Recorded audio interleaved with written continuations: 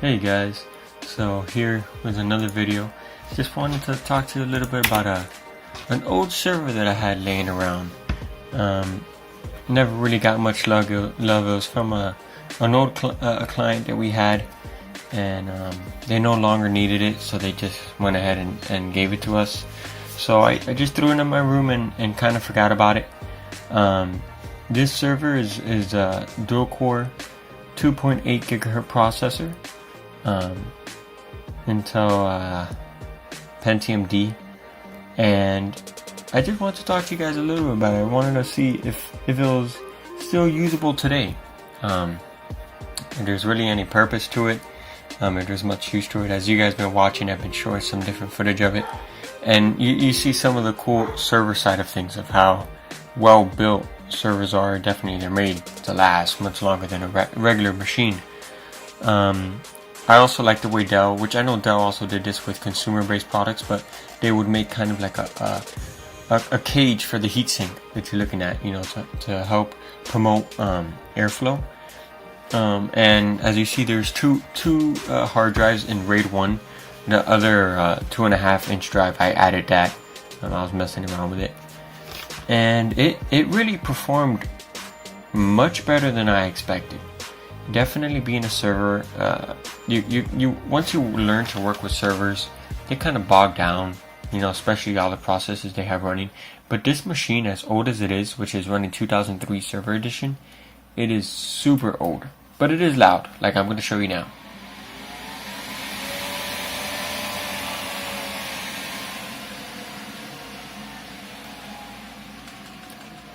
So it does go down, thankfully, but that machine is very loud at full load. I mean, extremely loud.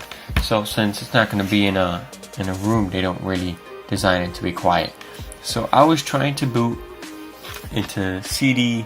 I was trying to boot into USB. I couldn't boot into USB at all.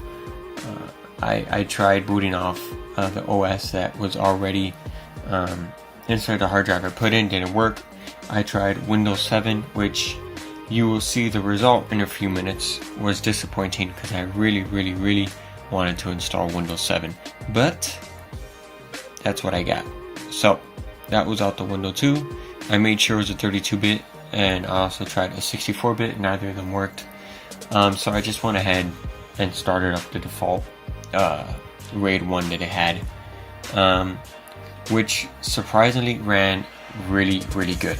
Aside from the fact that it took forever to load, once I was in, it was butter smooth.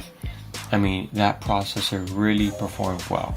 I didn't expect it to perform as good as it did.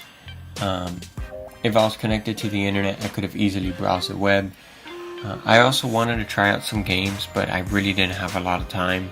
And being that I already spent like 3 hours getting this thing off and working, I didn't want to dedicate more to it. So, but it did prove itself. Is there a place for it in your home?